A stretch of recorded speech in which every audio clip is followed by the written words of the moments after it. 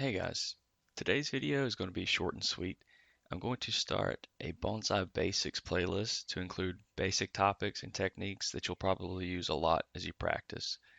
Today I'm going to show you the beginnings of branch selection. As you can see, spring is pretty much sprung here, and the pomegranate that I featured a few videos back is a good tree to use as an example for this video.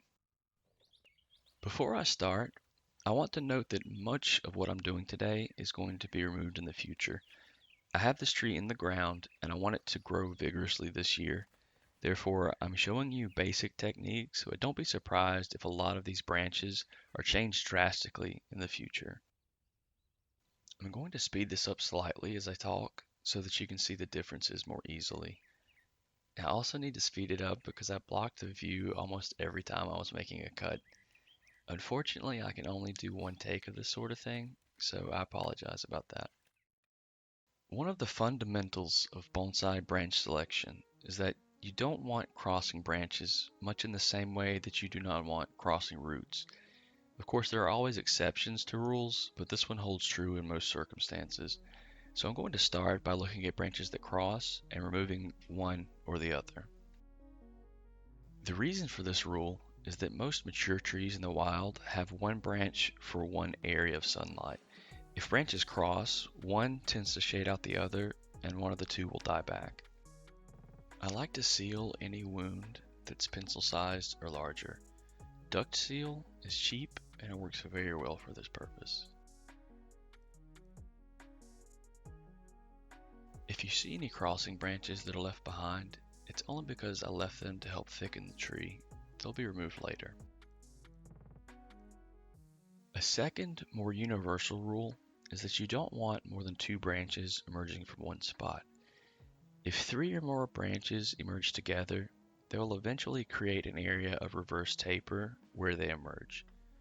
Reverse taper is an area of swelling that interrupts the tree's natural tendency to be thickest at the base and thinnest at the tip or apex. In accordance with this rule, I'm going to reduce any area of emergence to two branches.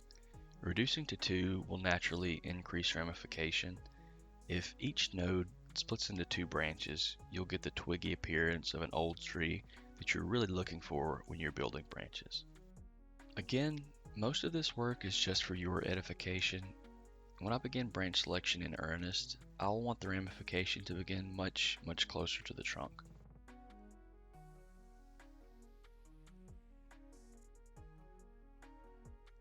On a tree with a twisty trunk like this one, a straight branch looks out of place.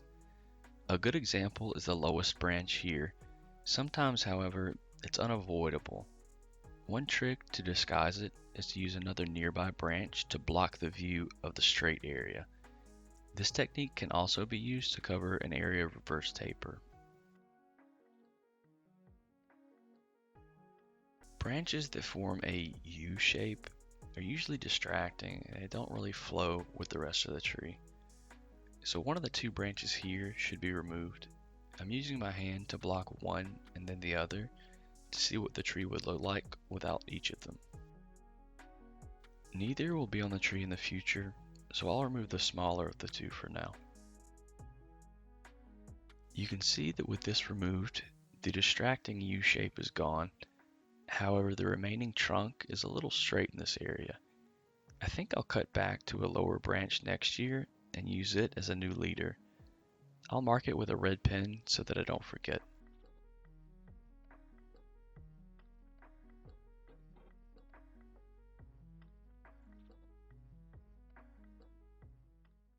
Here's a side-by-side comparison.